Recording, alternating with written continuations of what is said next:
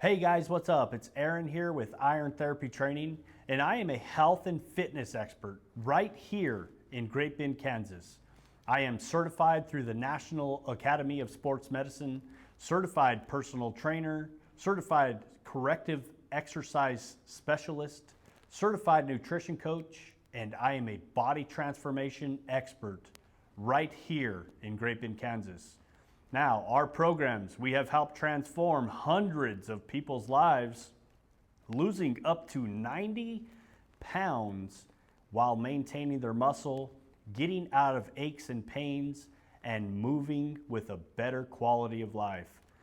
Our mission here in Great Bend is to help as many busy working professionals that we can to help them get their health and life back with a complete body transformation. This includes surrounding areas, and while we are here, we are going to elevate the standard of health in the community. Today I have a special guest with me today, my wife, Ashley, and I'm going to let her introduce herself today.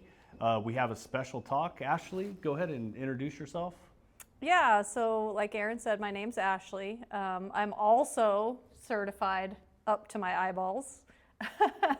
No, but yeah, I am certified through the National Academy of Sports Medicine as a personal trainer, behavioral change coach, and a corrective exercise specialist. Awesome. Yeah, I'm so glad that we're doing this talk today. Been wanting to get on camera with you again.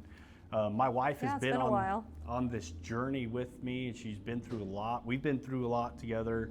And she's been through a lot. She's been like the backbone of all this, keeping me going. And we kind of keep each other going on this journey, huh? Yeah, that's the way it needs to be, huh? Yeah.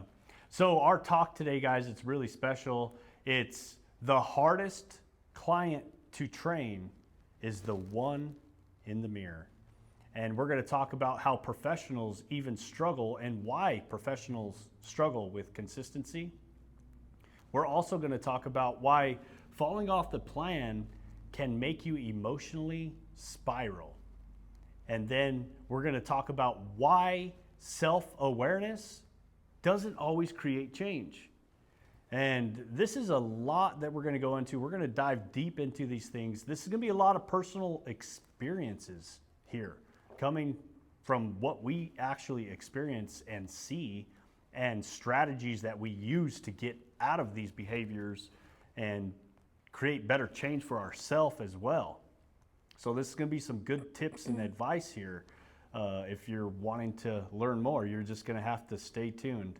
So Ashley, tell me a little bit about what are some things that you struggle with being a professional and having trouble with that. Yeah, I think a lot of people assume that just because we're health and fitness experts that we don't struggle. It's just easy for us, and in reality, that's not how it is. Just because we have the knowledge and the education, that doesn't cancel out the fact that we are also human. So yeah, we still deal with stress and fatigue and things like that, just like everybody else does. And so, yeah, it is hard for us also as professionals to be consistent, just because we are human, and behavior gets tested when life gets heavy. Yeah, that's so true. Yeah, so even me as a professional, I have been known to struggle. And when she's talking about those stresses and things that come up, that's usually where I really catch myself, and I got to be really careful, but I catch myself slipping. Yeah, and me both, yeah. When the stresses come up, kids need a lot of help, the stresses of work, stresses of business, stresses of even taking care of myself come up. Yeah. Like almost sometimes I can get to the point where I don't want to take care of myself anymore, it can feel like. So those are some things that we can struggle with as well. Yeah, absolutely. Yeah. And it all comes down to identity at the end. It all comes down to identity. And when you have the wrong identity being built off repetition, it becomes more of a problem. Yeah, so that's where, you mentioned why one off meal plan or, a slip in the routine, can make some people emotionally spiral. That's because, sometimes, and even me personally, I typically try and get up at, 5 a.m. and do my cardio.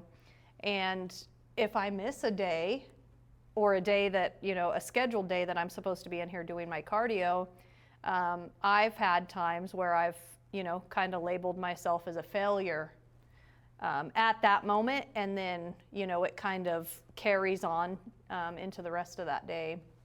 So that's something we've kind of identified. You have to, acknowledge, hey, I ate this meal off of plan. What can I do, the next meal to kind of finish out the day strong, versus, oh, I'm completely off track. I'm a failure. I'm weak, saying things like that.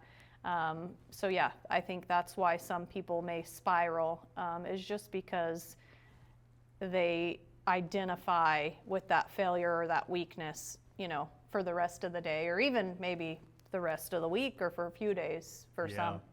Yeah, and that could go even deeper, if you've struggled with failure in the past and you have a feeling, so that's a feeling that you may be feeling that you failed, and that can come up and arise, and then self-sabotage for the rest of the day and actually not do anything at all, or even do worse.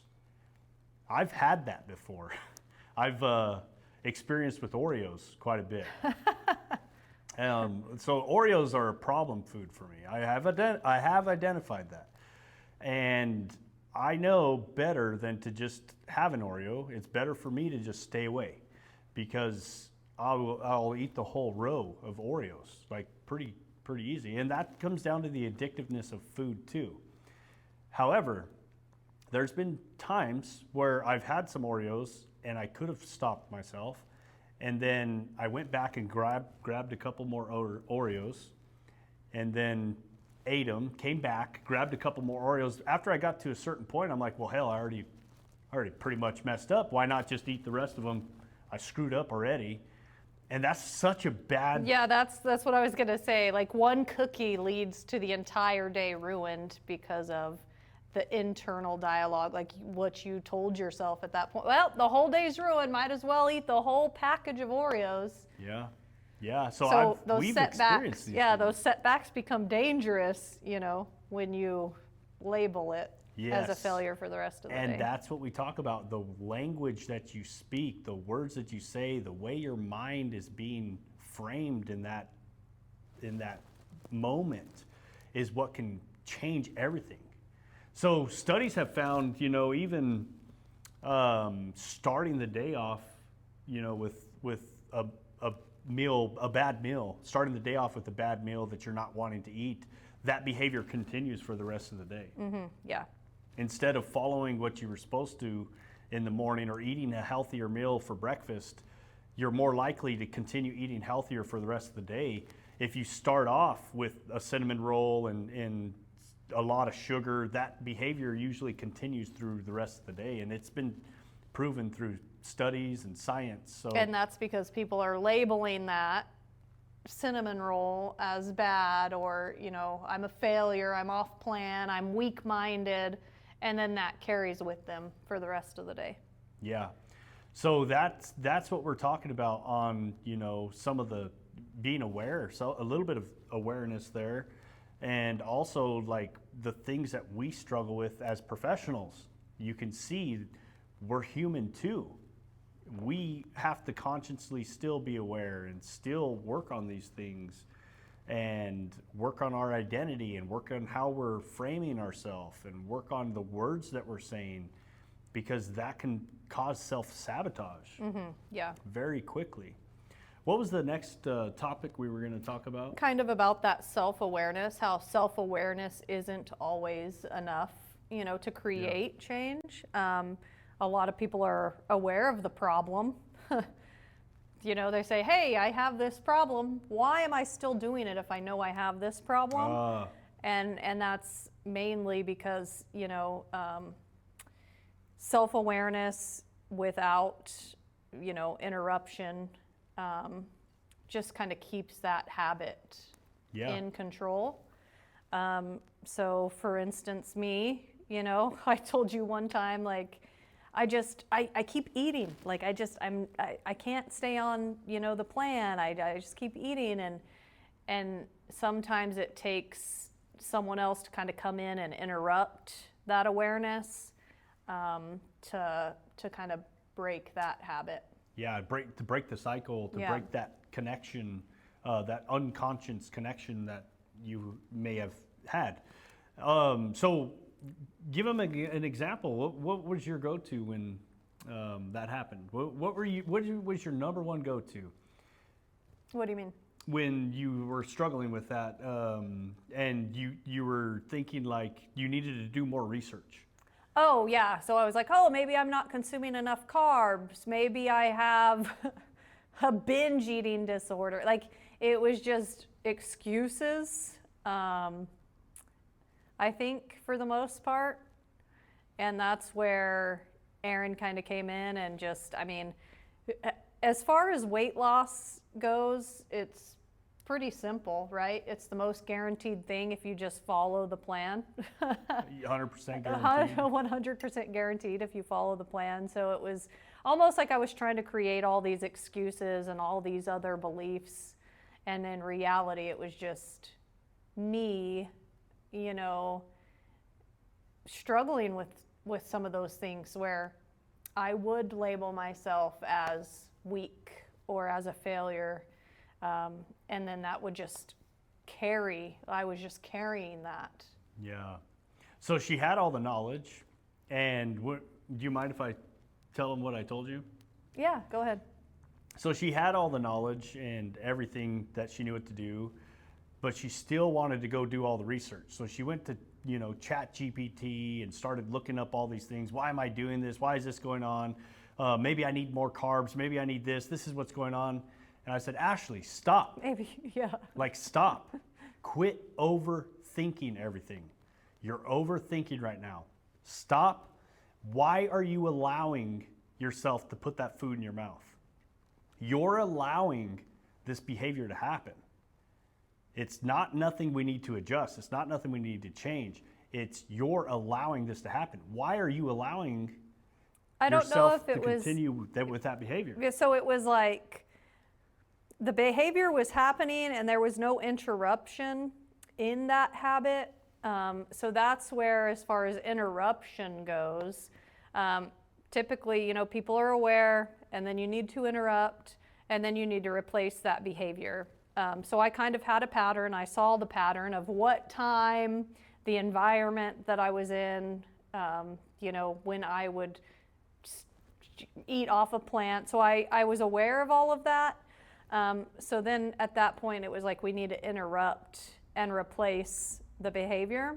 And some examples of, an interruption could be go on a walk, go outside, play with the kids, go journal. That's one, Jasmine and I talked about was, maybe go write in your journal at that point in time versus continuing to eat.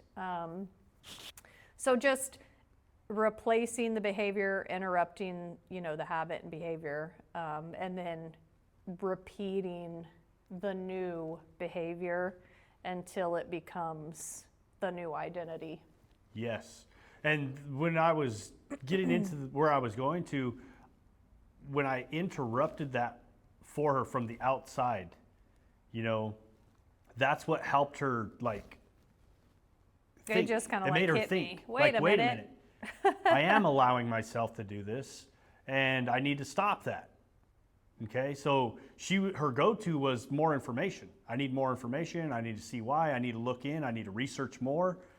And that wasn't the answer at that moment. She had enough research. She had enough. I had the knowledge. The knowledge was there. But having the knowledge, knowledge is one thing and behavior is another.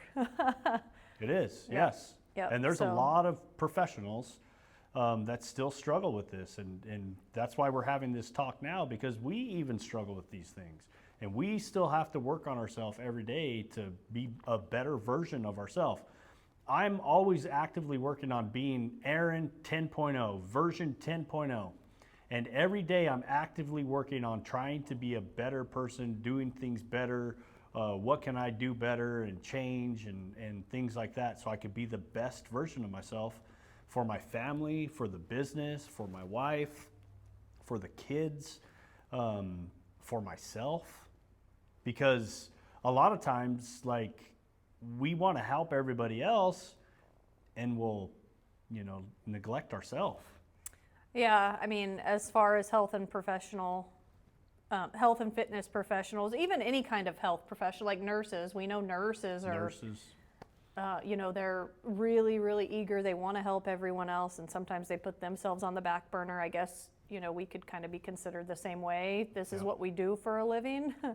And so day in and day out, we're helping others reach their goals and helping others, do their cardio and resistance strain. And I think too, sometimes as health and fitness professionals, we are a little bit harder on ourselves when we kind of fall off routine, I guess you could say, or have one, bad day.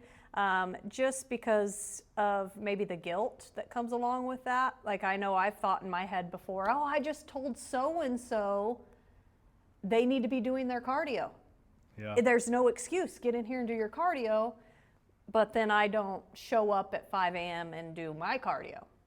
Yeah. So I think sometimes for us it's even a little bit harder, maybe, or more of a challenge sometimes mentally, just because I just told them, but here I am. I agree with you. So that's I where agree, that but saying comes in. We I judge- disagree, because we the judge- answer to that. We judge others based on their actions, but we judge ourselves based on our intentions. Yeah. Yeah. Yeah, and I agree with you on that. And then I have a little bit of a disagreement there too, Okay. because I think the number one problem, no, I don't think, I know the number one problem is because the lack of accountability. Oh yeah, accountability. Yeah. It's the Yeah. lack of accountability. Like you just said, it's easier for us to hold others accountable than it is to hold yourself accountable. Yeah. Right? So what kind of accountability works in your opinion? What kind of accountability? So the best accountability, in my opinion, and off everything things that I've you've seen, yeah. and the people we've helped and what I've been through and experienced, is an outside source of accountability. Someone who doesn't have an emotional attachment to you. That's the best accountability you can get. A lot of times if it's a husband and wife, we know from experience, sometimes that accountability can feel like an attack versus Yeah. in a caring, calm way. Maybe not like, it just, sometimes it can feel like an attack. When you have somebody who's emotionally attached to you, this is from our experience, we won't listen to each other, or it ends up in a fight, in an argument. Not like a bad fight or anything, but we'll get in an argument over something silly, just because we're trying to help each other in an area that the other one struggles. And we didn't get married to help each other, like hold each other accountable. I think that's just a little bit much, with that emotional attachment that we have with each other, emotional connection. You just have to be very cautious when it comes to a close relationship, trying to hold each other accountable, instead of, bringing up failure, ask maybe, how can I support you moving forward so you can finish the day strong? There's different ways to kind of approach the accountability aspect when it comes to, close relationships. But from our experience, the best kind of accountability is from like an outside source, like a coach. Even coaches need coaches. Yeah. Yeah, I have coaches. So yeah, the best kind of accountability that we've seen in our experiences is from an outside source. Absolutely. And the reason why is the fight. It starts the fight, or they don't listen to you at all. Like shut up! I'm eating this anyway. Yeah, it's almost like a kid and a parent. You know, the parent tells the kid not to do this, and it's like, oh, rebellion. That makes me want to do it even more. You know, sometimes. Yeah.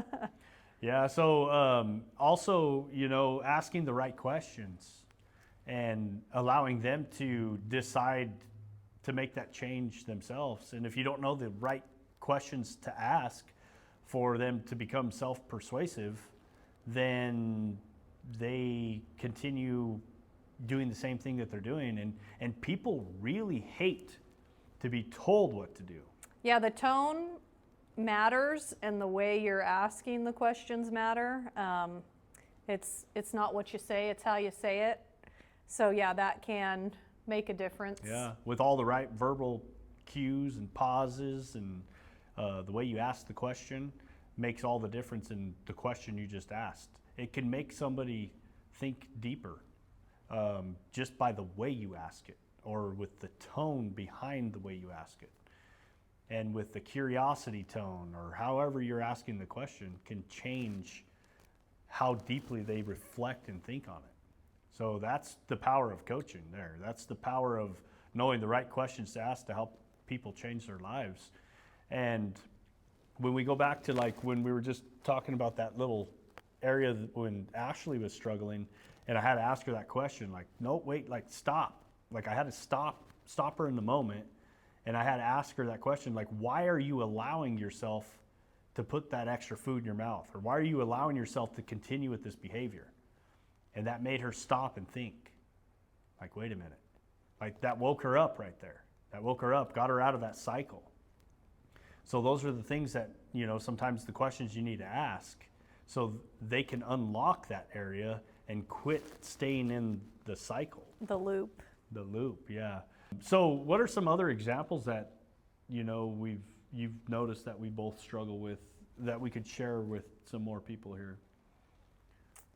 The biggest thing is just, the same things everybody else struggles with, the nutrition. And then me personally is, getting in here, on routine at 5 a.m. To do my cardio. Well, it's a little bit later now because the kids are out of school, so 5:30. But biggest thing for me, consistency-wise, is going to be, getting my cardio done in the morning, and then the nutrition. Which nutrition is a big one for everybody. I think the hardest part, or the most challenging part about a health and fitness journey is going to be the nutrition. And I feel like that's the thing you struggle with the most. Yeah. Sometimes, we do have trouble, with resistance training. Yeah. It's helped you here recently. You have a friend that you've been resistance training with, and I know you've mentioned recently that that's kind of helped motivate you a little bit. So like that's something. Having somebody there to guide you, or having somebody there with you, or doing it with someone can help too. Doing the journey together can also help a lot of people. So like with you were saying, me having a friend to work out with and stuff. So that brought up to my attention there, like why do we break promises to ourselves quicker than we do for others? Yeah, so it's really helped you to have someone here to work out with. You have that time every day, like, oh, so and so's waiting on me, so you'll stop what you're doing and go work out. And so for you personally, and that's not going to work for everyone, right? But for you personally, it's helped to have someone here. It's almost like you're treating it as an appointment. Yeah. You have someone here, the same time throughout the week, and you guys do your thing and work out. So for you personally, that's helped. Again, like I said, that's not going to help everybody, but you're not going to break that promise to that person. So you're more than likely that, they're kind of holding you accountable. Yeah. And you don't want to let that person down.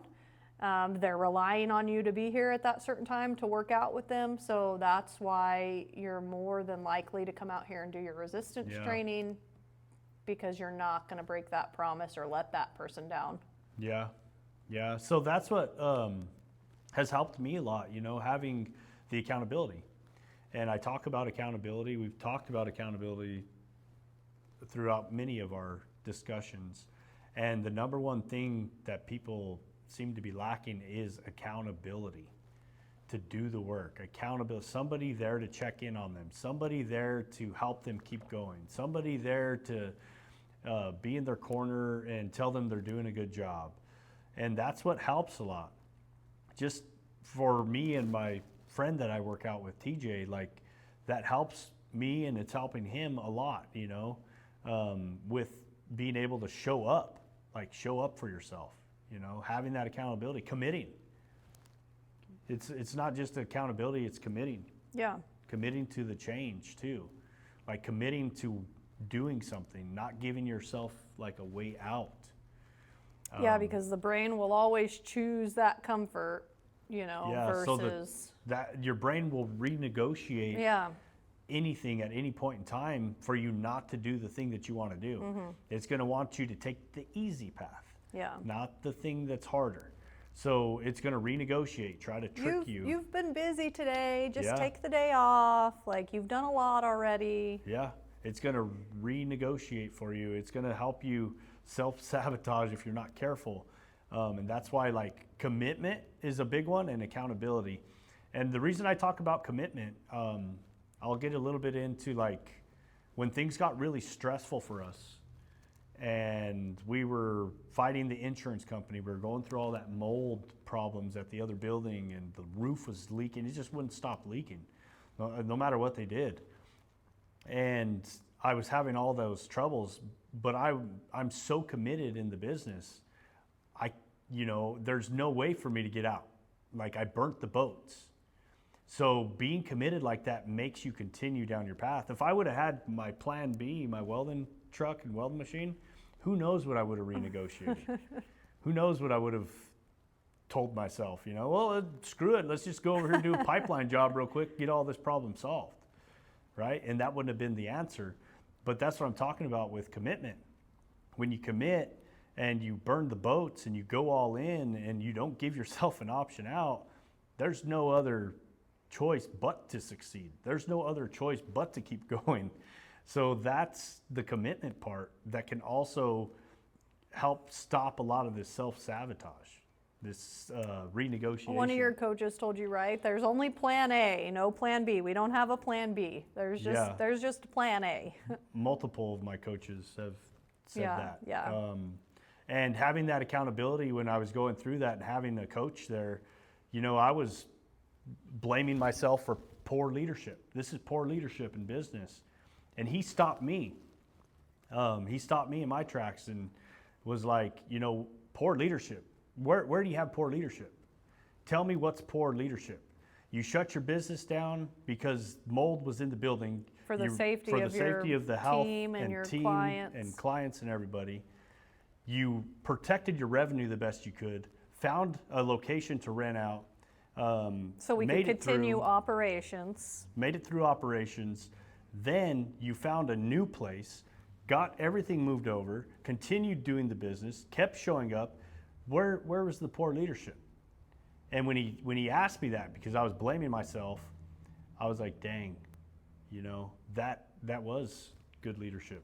That was a challenge. You don't need a good leader when everything's going good. You need a leader when things are going bad. That's when you need the leader. And me having that accountability from my coach and having those things going on in that moment allowed me to continue down the path and journey that I want to go on. That's what I'm talking about when the stresses arise and these problems come up and they kick you off your health and fitness plan. Stresses come up, things happen, things change, and you're not going to continue down your health and fitness journey. It's going to stop you right there, and then you're going to fall off track, and then it builds, and then the old identity starts creeping back in, and there comes a point when you're in an identity shift that I've came across where you're going to be fighting the new and old identity back and forth for a little bit before you convert over to your new, healthier identity that you're creating, or the new creation of the version of yourself that you're wanting to get to. And that old identity is strong. So when those stresses come up or those problems come up, that old identity steps in very quickly and tries to get you to safety instead of challenging yourself and leaning into the challenge and continuing down the path that you need to go on. And that's what I'm getting at, that accountability from an outside source, because if my wife was just holding us accountable or trying to hold me accountable during all that challenge, who knows where we would have been. And I'm not to say anything like that you're not a good accountability. It's just like she wouldn't want to see me go through more pain because she has that emotional attachment. She might want me to like stop a little bit, like, oh, it's okay, like don't worry about it. Pull me out of the pain instead of pushing me through the pain. So that's the emotional attachment that can stop people. Well, not only that, but we kind of needed that outside source just because we were both kind of going through the same thing. Yeah. We were both Yeah. pretty challenged at that point. So we needed that outside source to keep us both going. Keep us afloat. Mm-hmm. Yeah, that was a challenge. Yeah. And yeah, business is tough. Business is hard. That's a big challenge. So, well, that's all we have today on our discussion here with, why fitness professionals even struggle. Even though we have all the knowledge and tools and things that we know we need to do, it still comes down to behaviors and accountability. And identity. And identity, yeah. Building that wrong identity for the day, or labeling yourself as that identity, like you said earlier. For the entire day. For the day. Week. Oh, yeah, because once you build on that identity creeps in even harder. Mm-hmm. So that's getting into a whole nother discussion there.